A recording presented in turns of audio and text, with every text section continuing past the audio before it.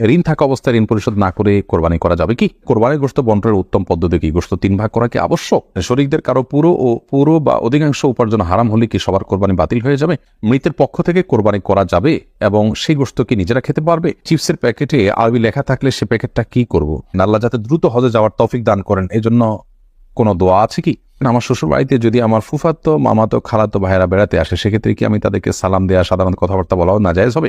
কোরবানির জন্য live weight machine দিয়ে কোরবানি পশু ক্রয় করা কি জায়েজ হবে? আমার পরিবারের 4 সদস্য একটি ছাগল দিয়ে কোরবানি করলে হবে কি? আমি ফেসবুকে একজন হুজুরকে বলতে শুনেছি খাসি খাওয়া নাকি হারাম। শোনার পর থেকে আমার মনের মাঝে সন্দেহ ঢুকে গেছে। ইসলাম কি বলেন? কসাইকে কোরবানির মাংস থেকে পারিশ্রমিক দেওয়া রেওয়াজ আছে, আবার অনেক জায়গায় চামড়া বিক্রির টাকা থেকে জবাই করা হুজুরের পারিশ্রমিক দেওয়া হয়। এই কাজগুলো কতটুকু শরীয়ত সম্মত? কোরবানির মাংস থেকে আত্মীয়ের ভাগ প্রতিবেশী গরিবকে দেওয়া যাবে কিনা? ঋণগ্রস্ত থাকলে কি কোরবানি করা যাবে? অজুতে কয়বার মাথা মাসা করতে হয়? 3 বার নাকি 1 বার? কতটুকু পরিমাণ সম্পদ থাকলে কোরবানি ফরজ হবে? কোরবানির গরু এবং ছাগলের বয়স কত হতে হবে? আমার কিছু ঋণ আছে, তা ঈদের পর দিয়ে দিব, তাহলে আমার কোরবানি কবুল হবে কিনা? চলে যায় সরাসরি। শাহিন আইডি থেকে আপনি লিখেছেন, আল্লাহ যাতে দ্রুত হজে যাওয়ার তৌফিক দান করেন, এজন্য কোনো দোয়া আছে কি? বিশেষ বা সুনির্দিষ্ট দোয়া তো নেই, কিন্তু আপনি আল্লাহ তাআলার কাছে সাধারণভাবে দোয়া কবুলের সময়গুলোতে করবেন দোয়া, আল্লাহর কাছে চাওয়াগুলোকে পেশ করবেন, চোখের পানি ফেলবেন, নিজে একটু একটু করে পয়সা করে জমাবেন, চেষ্টাটা আপনি করবেন অন্তত যে আল্লাহ রাব্বুল আলামিন যেন আপনাকে তৌফিক দান করেন। এমনি তারিখ আপনি লিখেছেন, আমার পরিবারের 4 সদস্য একটি ছাগল দিয়ে কোরবানি করলে হবে কি? আপনার 4 সদস্য বলতে আপনার স্ত্রী, ছেলে মেয়ে, তারা যদি হয় তাহলে সেক্ষেত্রে আপনার ছোট বাচ্চা কাচ্চা থাকলে তার তরফ থেকে আপনি পরিবারের কর্তা হিসাবে আপনি উপার্জনকারী, আপনার ঘরে কোরবানি বর্তা, সেই হিসাবে আপনি কোরবানি করবেন। এটা ছাগল দিলে যথেষ্ট হবে ইনশাআল্লাহ। তার নবী সাল্লাল্লাহু আলাইহি ওয়াসাল্লাম হাদিসে বলেছেন, প্রত্যেক পরিবারের তরফ থেকে একটি করে কোরবানি বর্তায়। কিন্তু পরিবারে যদি একাধিক সদস্য, তারা তাদের ভিন্ন ভিন্ন ইনকাম থাকে, আলাদা আলাদা সামর্থ্য থাকে, তৌফিক থাকে, তাহলে সেক্ষেত্রে সেটি ভিন্নতর বিষয়। নাজমুল ইসলাম সান এআইডি থেকে আপনি লিখেছেন, কোরবানির জন্য লাইভ ওয়েট মেশিন দিয়ে কোরবানির পশু ক্রয় করা কি জায়েজ হবে? লাইভ ওয়েট মেশিন দিয়ে কোরবানির পশু আপনি কিনতে পারেন এটার ন্যায্যতা নিশ্চিত করার জন্য। কষ্ট তো আমার উদ্দেশ্য না, কিন্তু আমি ন্যায্য মূল্য পাচ্ছি কিনা জাস্ট এটা অনুমান করার জন্য আপনি এটা করলেন, তা হতে পারে। কিন্তু আপনি নিছক গোশতটাই মুখ্য, আমার গোশত বাজারে কত, তাইলে আমি এই কোরবানি গরু করবো না ছাগল করবো, আমার লস পড়ছে, দাম বেশি পড়ছে, এরকম উদ্দেশ্য থাকলে সেটা জায়েজ হবে না। জাস্ট আমাকে বিক্রেতা ঠকাচ্ছে কিনা এটি নিশ্চিত হওয়ার জন্য আমি তো গরু কেনা বেচাতে অভ্যস্ত না, এই জন্য লাইভ ওজন থেকে আমি একটা আইডিয়া করার চেষ্টা করলাম, জাস্ট ন্যায্যতার জন্য। উদ্দেশ্য যদি সেটি হয় জায়েজ আছে। এরপরে আফিয়া ইবনাত আনিসা আপনি আইডি থেকে লিখেছেন, আমার শ্বশুর বাড়িতে যদি আমার ফুফাতো, মামাতো, খালাতো ভাইয়েরা বেড়াতে আসে, সেক্ষেত্রে কি আমি তাদেরকে সালাম দেওয়া, সাধারণ কথাবার্তা বলাও নাজায়েজ হবে? বর্তমান পরিস্থিতিতে এমন যে কোনো কথা না বললে মাইন্ড করে বসবে। প্রথমত অন্য কারোর দিয়ে খোঁজখবর নেবেন, যে ভিতরতে কাউকে দিয়ে বলবেন যে আমি সালাম জানিয়েছি, কেমন আছেন জিজ্ঞেস করছেন, এভাবে কথোপকথন করবেন বাচ্চাদের মারফত, অন্যদের মারফত। সে সুযোগ না থাকলে আপনি তার সাথে স্বাভাবিকভাবে কথা বলবেন, কথার ভিতরে কোমলতা সৃষ্টি না করে, পর্দার মধ্যে থেকে। অকুল না কওলা মারুফ, আল্লাহ বলেছে মেয়েরা যে কথা বলবে সাধারণ এবং স্বাভাবিক কথা বলবে, এবং কথার ভিতরে কোনো প্রকার কোমলতা সৃষ্টি করবে না, যেমনটি কোরআন নির্দেশ করেছে। এরকম করে আপনি করতে পারেন যদি ওই লোক মারফত করতে না পারেন। সাকিবুল বখতিয়ার আপনি আইডি থেকে লিখছেন, চিপসের প্যাকেটে আরবি লেখা থাকলে সে প্যাকেটটা কি করব?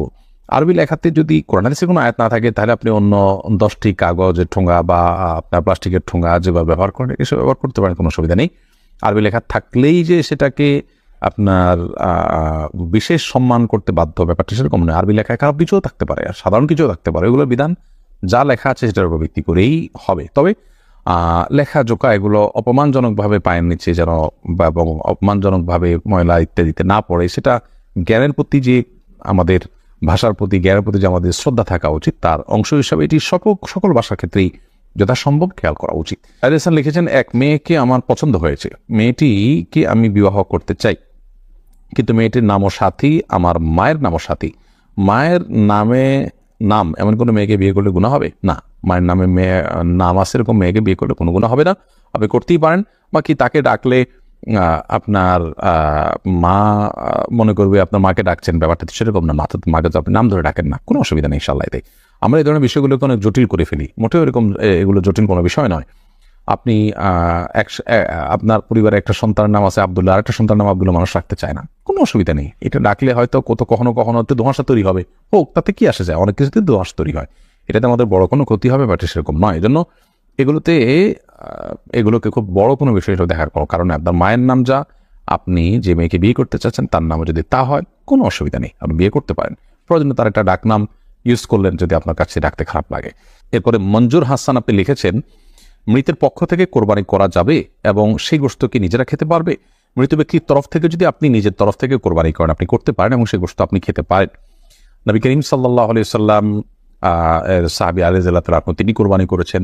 যদিও সৌদি আরবের উলামা ইকরাম তারা অনেকেই বলেন যে মৃত ব্যক্তির জন্য কোরবানি হবে জীবিত ব্যক্তির সাথে মিশিয়ে। ধরুন আমি বললাম আল্লাহ এটা আমার তরফ থেকে এবং আমার মৃত বাবার তরফ থেকে, তো নিজের সাথে মৃত বাবা মা মৃত যে কোনো মানুষকে যোগ করে তারপর কোরবানি করা যাবে। নবী করিম সাল্লাল্লাহু আলাইহি সাল্লাম তার নিজের কোরবানি করেছেন এবং তার পূর্বপুরুষ ইব্রাহিম আলাইহিস সালাম তার তরফ থেকেও কোরবানি করেছেন। তো দুটি মত আছে, যদিও সাহাবায়ে কেরামের আমল দ্বারা বোঝা যায় যে মৃত ব্যক্তির তরফ থেকে কোরবানি করা যায়। অতএব মৃত ব্যক্তির তরফ থেকে কোরবানি করতে পারেন, সে গোশত আপনি নিজে খেতে পারবেন। তবে মৃত ব্যক্তির তরফ থেকে কোরবানির ব্যাপারে যদি মানত থাকে অথবা ওসিয়ত থাকে, তাহলে সেক্ষেত্রে সেই গোশত আপনাকে বন্টন করে দিতে হবে, এটা আপনি খেতে পারবেন না। শহীদুল আপনি লিখেছেন, শরীকদের কারো পুরো বা অধিকাংশ উপার্জন হারাম হলে কি সবার কোরবানি বাতিল হয়ে যাবে? হানাফি মাযহাবের উলামা ইকরাম এর দৃষ্টিভঙ্গি হলো সবার কোরবানি বাতিল হয়ে যাবে যদি এখানে একটা এহরাকে দম হচ্ছে, একটা পশু জবে হচ্ছে, অথবা একটা পশু জবের আংশিক নিয়ত খারাপ হলে পুরোটাই সেটার আওতাভুক্ত হয়ে যায়। যদিও সৌদি আরবের স্কলার উলামা ইকরাম তারা এক্ষেত্রে ভিন্ন মত পোষণ করেন। তারা বলেন যে না, আল্লাহ বলেছেন ওয়াল্লা তাজিরু ওয়াজিরাতুন উযরা উখরা, একজনের পাপের বোঝা আরেকজন বহন করবে না। যিনি হারাম উপার্জন করছেন তিনি তার পাপের বোঝা বহন করবেন, আরেকজন তিনি হারাম উপার্জন করছেন না, তার হালাল থেকে করেছেন, তিনি কেন এর দায় বহন করতে চাবেন? অতএব তাদের মত হলো যে যার উপার্জন হালাল তারটা হয়ে যাবে, যারটা হারাম তারটা হবে না। মুশফিকুর রহমান লিখেছেন, কোরবানির গোশত বন্টনের উত্তম পদ্ধতি কি? গোশত 3 ভাগ করা কি আবশ্যক? কোরবানির গোশত 3 ভাগ করতে হবে কিনা, এর উত্তর হলো 3 ভাগ করাটা প্রথমত আবশ্যক নয়, তবে উত্তম, ভালো। আল্লাহ রাব্বুল আলামিন কোরআনে কারিমে বলেছেন, ফাকুলু মিনহা ওয়া আত'ইমুল কানিআ ওয়াল মু'তারা। অন্য আয়াতে আল্লাহ বলেছেন, ফাকুলু মিনহা ওয়া আত'ইমুল বাঈসাল ফাকির। খোলাসা কথা হলো, আল্লাহর নির্দেশনা হলো তোমরা কোরবানির গোশত থেকে নিজেরা খাও এবং যারা অভাবী মানুষ দুস্থ তাদেরকে দাও, আর যারা অভাবী দুস্থ নয় তোমাদের আত্মীয় স্বজন প্রতিবেশী তাদের সাথে শেয়ার করো। অর্থাৎ এই 3 ভাগে ভাগ করে আপনি কোরবানির গোশত দিলে বা ব্যয় করলে, খরচ করলে সেটা উত্তম। কিন্তু 3 ভাগ সমান হারে করতে হবে, দেশে দিক করা যাবে ব্যাপারটা এরকম না। আপনি নিজের জন্য একটু বেশি রাখলেন, গরিবকে দিলেন একটু বাড়িয়ে, প্রতিবেশী একটু কম দিলেন, অথবা আপনি নিজের জন্য খুব কম রাখলেন, গরিবকে বেশি দিয়ে দিলেন, করতে পারে একটু। মানে 3টা ক্যাটাগরিতে ভাগ করবেন, এটা হলো মূল বিষয়। এখন সমান করে 3টাই করতে হবে এমনটা বাধ্যতামূলক না, তবে সমান করে 3টা করতে পারলে সেটা অবশ্যই ভালো। আল্লাহ 3 ভাগ করতে বলছেন, আপনি এটাকে সমান করে করছেন, গণভোগ্য মানার চেষ্টা করেছেন, এটা ভালো, প্রশংসনীয়। কিন্তু এটাকে বাধ্যবাধক বিষয় মনে করা যাবে না। আমরা অনেকে এটাকে অনেক আবশ্যক বানিয়ে ফেলেছি। ইমন খান আপনি লিখেছেন, কোরবানির গরু এবং ছাগলের বয়স কত হতে হবে? কোরবানির গরুর বয়স 2 বছর এবং ছাগলের বয়স কমপক্ষে 1 বছর হতে হবে। এমডি একে নীরব আপনি লিখেছেন, আমার কিছু ঋণ আছে তা ঈদের পর দিয়ে দিব, তাহলে আমার কোরবানি কবুল হবে কিনা? হবে। যদি আপনার ঈদের পরে কোরবানির আপনার ঋণ পরিশোধ করার ব্যবস্থা থাকে, আপনি করবেন, সে প্ল্যানও থাকে, তাহলে সেক্ষেত্রে এখন আপনি কোরবানি করতে পারেন, কোনো অসুবিধা নেই। সোহেল রানা লিখেছেন, মৃত ব্যক্তির নামে কোরবানির নিয়ম জানতে চাই। মৃত ব্যক্তির তরফ থেকে আপনি কোরবানি করতে চাইলে তার তরফ থেকে কোরবানি করতে পারেন। যদি অনেক ওলামা ইকরাম বলেছেন যে একটা পশুতে নিজের নামের পাশাপাশি মৃত ব্যক্তিকে অ্যাড করতে পারেন, তবে অন্যান্য ওলামাদের মধ্যে সম্পূর্ণ পৃথক একজন ব্যক্তির নামে একটা ছাগল, একটা গরু বা একটা গরুর অংশ আপনি কোরবানি করতে পারেন। কোরবানি করার পর সেই গোশত নিজে খেতে পারেন, অন্যদেরকে দান করতে পারেন। আপনি মৃত ব্যক্তির তরফ থেকে কোরবানি করেছেন, সেজন্য পুরোটা দান করে দিতে বাধ্য, ব্যাপারটা সেরকম না। তাহমিদ আলম চৌধুরী আপনি লিখেছেন, বৃষ্টির দিনে রাস্তায় ময়লা পানি থাকে, যা হাঁটার সময় কাপড়ে লাগে, এমন অবস্থায় নামাজ হবে কিনা? ময়লা পানিতে যদি নাপাক, একটা হলো ময়লা এমনি খড়কুটোর পানি বা কর্দমাক্ত পানি, সেটা যদি লাগে তাহলে সেক্ষেত্রে নাপাক হবে না। তবে পরিচ্ছন্ন পোশাকে নামাজ পড়া ভালো, সেটা ভিন্ন কথা, বাট নাপাক হবে না। এই অবস্থা নামাজ পড়লে নামাজ হয়ে যাবে। জুবাইর হোসেন আপনার প্রশ্নটি হলো, আপনি লিখেছেন, বেনামাজের সাথে কোরবানির গরুর ভাগ নেওয়া জায়েজ আছে কিনা জানতে চাই। বেনামাজের সাথে কোরবানির গরুর ভাগ যথাসম্ভব আপনি নিবেন না, কারণ যিনি নামাজই পড়ছেন না তিনি কোরবানি কেন করছেন? নিশ্চয়ই গোশত খাওয়ার উদ্দেশ্যে করছেন, তার নিয়তের মধ্যে নিশ্চয়ই ভেজাল আছে। আর সম্পূর্ণরূপে সালাত ত্যাগকারী ব্যক্তি অনেক ওলামা ইকরামের মতে ইসলাম থেকেই খারিজ হয়ে যায়। সব মিলিয়ে একজন বেনামাজের সাথে কোরবানি দেওয়ার কোন অবস্থাতেই উচিত নয়, জায়েজ নয়। বরং একজন দিনদার মুত্তাকি পরহেজগার মানুষের সাথে কোরবানি দিবেন, এবং যৌথ কোরবানি দিতে হলে একটা গরুতে কয়েকজন মানুষের কোরবানি দিতে হলে সেই ক্ষেত্রে এই বিষয়গুলো দেখে নেবেন যে লোকটা নামাজি কিনা, মুত্তাকি কিনা, গোশত খাওয়ার উদ্দেশ্যে করছেন না কোরবানি তার উদ্দেশ্য, এগুলো দেখে তারপরে কোরবানি করতে হবে। মোহাম্মদ ইমাম হুসাইন আপনি লিখেছেন, ঋণগ্রস্ত থাকলে কি কোরবানি করা যাবে? ঋণগ্রস্ত ব্যক্তি কোরবানি করতে পারেন যদি ঋণটা এ পর্যায়ে থাকে যে তার ঋণ এর সাথে কোরবানি করা না করার কোনো সম্পর্ক না থাকে, অর্থাৎ তিনি কোরবানি করার ফলে যাদের কাছে ঋণ নিয়েছেন তাদের ঋণ পরিশোধে কোনো প্রকার আপনার সমস্যা তৈরি না হয়। অনেক ঋণ আছে যেগুলো তিনি নির্দিষ্ট সময় নিয়েছেন, সে সময় এখনো আছে, তিনি দিবেন, এর মধ্যে তিনি ঋণ করে কোরবানি করছেন অথবা ঋণ করে কোরবানি করেছেন, এদিকে তার ঋণ পরিশোধ করার সুযোগ আছে, সেই হিসাবে তিনি ঋণ করেছেন, তো এটা জায়েজ আছে, কোনো অসুবিধা নেই। এমডি আকরাম হোসেন লিখেছেন, শুনে থাকি যে স্বামী স্ত্রী পরস্পর 4 মাসে বেশি দূরে থাকা যায় না, এটা কতটুকু সত্যি? যারা প্রবাসে বছরের পর বছর থাকে তাদের ক্ষেত্রে বিধান কি? 4 মাসের বেশি দূরে থাকা যায় না মানে হলো স্ত্রীর হক আদায় করা উচিত, 4 মাসে বেশি দূরে থাকা উচিত নয়। কিন্তু যদি স্বামী স্ত্রী দুজনকে নিয়ন্ত্রণ করতে পারেন, কোনো গুনাহে লিপ্ত হন, তাহলে সেক্ষেত্রে 4 মাসে বেশিও যদি দূরত্বে থাকে সেটা জায়েজ আছে। যারা প্রবাসে আছেন তারা যদি স্বামী থেকে স্ত্রী থেকে স্বামী একজন অন্যজন থেকে দূরে থাকার কারণে তাদের কোনো গুনাহে লিপ্ত হওয়ার আশঙ্কা না থাকে, নিজেকে নিয়ন্ত্রণ করতে পারেন, তাহলে সেক্ষেত্রে তারা দীর্ঘমেয়াদে কয়েক বছরও একজন অন্যজন থেকে দূরে থাকলে তাদের বৈবাহিক সম্পর্কের কোনো অসুবিধা হবে না। তবে ইসলাম এটাকে প্রশংসনীয় কাজ হিসাবে অবশ্যই মনে করে না, কারণ স্বামী স্ত্রী পাশাপাশি থাকবেন সেটাই ইসলাম চায়। নবী করিম সাল্লাল্লাহু আলাইহি ওয়াসাল্লাম জিহাদের ময়দানে পর্যন্ত, সফরে পর্যন্ত স্ত্রীকে সাথে নিয়ে যেতেন, অতএব সেই চেষ্টা একজন ইমানদারের কিন্তু থাকতে হবে। অপর্ণা আপনি লিখেছেন, অজুতে কয়বার মাথা মাসা করতে হয়? 3 বার নাকি একবার? একবার মাথা মাসা করতে হয়, পুরো মাথা একবার মাসা করলেই হবে, 3 বার নয়। হাত, মুখ, এগুলো পাও 3 বার করে ধুইতে হবে, কিন্তু মাথা মাসাটা একবার করলেই চলবে। সুমাইয়া সাদ্দাম এই আইডি থেকে আপনি লিখেছেন, গরমে পুরো শরীর ঘেমে যায়, ঘামের পোশাক নিয়ে যদি নামাজ পড়া হয় তাহলে নামাজ হবে কিনা? হয়ে যাবে, কিন্তু সম্ভব হলে সে পোশাক পরিবর্তন করা উচিত, অথবা ঘামের দুর্গন্ধ দূর করার জন্য আতর ইত্যাদি ব্যবহার করা উচিত, যাতে করে আপনার আশেপাশে মানুষের কষ্ট না হয়, ফেরেশতারা থাকেন তাদের কষ্ট না হয়, যথাসম্ভব সেই চেষ্টা করা উচিত। ফাইয়াজ হোসেন আপনি লিখেছেন, হারাম উপার্জনকারীদের সাথে মিলে কোরবানি করলে কি কোরবানি শুদ্ধ হবে? কোরবানি অবশ্যই, যদি আপনি যৌথভাবে কোরবানি করেন তো অবশ্যই হালাল উপার্জনকারীর সাথে কোরবানি করা উচিত। আপনি কোনো হারাম উপার্জনকারীর সাথে কোরবানি করতে যাবেন না, এতে আপনার কোরবানি বিশুদ্ধ হবে না। যদিও এক্ষেত্রে অনেক উলামা একরাম ভিন্নমত পোষণ করেছেন যে আপনার কোরবানি, আপনার টাকা, এটা ঠিক থাকলে আপনারটা আপনার কবুল হবে, আপনার সাথে শরীক কেউ হলে তারটা ত্রুটিপূর্ণ থাকলে তারটা কবুল হবে না, কারণ কারোর পাপের বোঝা অন্য কেউকে বহন করতে হয় না।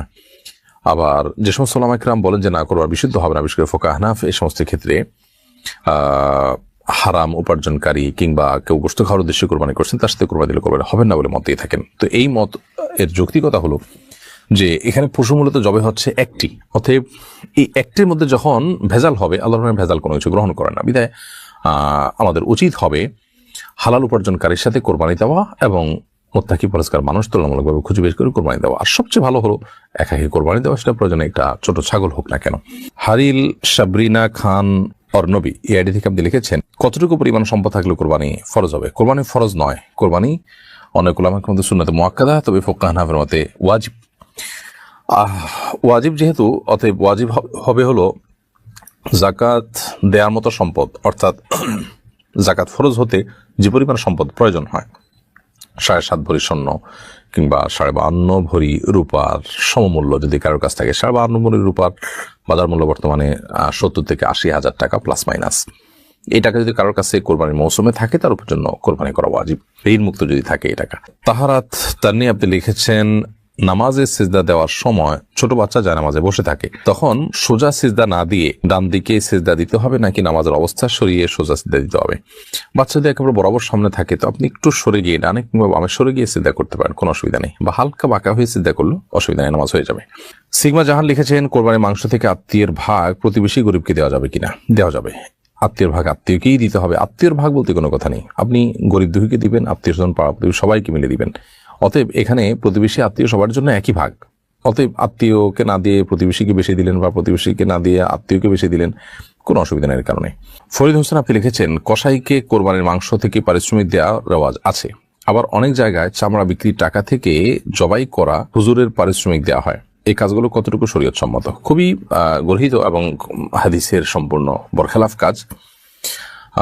কোরবানির কসাইকে কোরবানির পশুর মাংস কেন কোনো কিছুই পারিশ্রমিক হিসাবে দেওয়া যাবে না, বরং পারিশ্রমিক হিসাবে নিজের এক্সট্রা টাকা পয়সা থেকে তাকে দিতে হবে। আপনি যদি কোরবানির পশুকে যে কসাই বানিয়েছেন, গোশত প্রস্তুত করেছেন, তাকে যদি পশুর গোশত, হাড্ডি, মাথা, কলিজা, লেজ ইত্যাদি দেন পারিশ্রমিক হিসাবে, তাহলে সেক্ষেত্রে কেমন যেন কোরবানির গোশতটাকে আপনি বিক্রি করলেন। তার মানে কোরবানি গোশত তো বিক্রি করা যায় না, এটা তো আপনি খাবেন, কাউকে দান করবেন, এটুকু। তো যেহেতু আপনি এটাকে জাঘোষিতা করতে পারছেন না, সেহেতু আপনি এই গোশতটা কসাইকে যদি তার কাজ করিয়ে পারিশ্রমিক দেন, তাহলে কেমন যেন আপনি এটা একটা বিনিময়ের ভিত্তিতে দিলেন, বিক্রি করার মতোই হলো। তো নবী করিম সাল্লাল্লাহু আলাইহি ওয়াসাল্লাম আলী রাদিয়াল্লাহু তাআলা আনহুকে পরিষ্কারভাবে নিষেধ করেছেন যে তিনি যেন কসাইকে কোরবানির পশুর কোনো গোশত ইত্যাদি না দেন, তাকে উপযুক্ত পারিশ্রমিক দিয়ে দিবেন যাতে কোনো প্রকার তার হক নষ্ট না হয়, ঠকানো না হয়, কিন্তু তাই বলে গোশত বা কোরবানির পশুর কোনো কিছু দেওয়া যাবে না।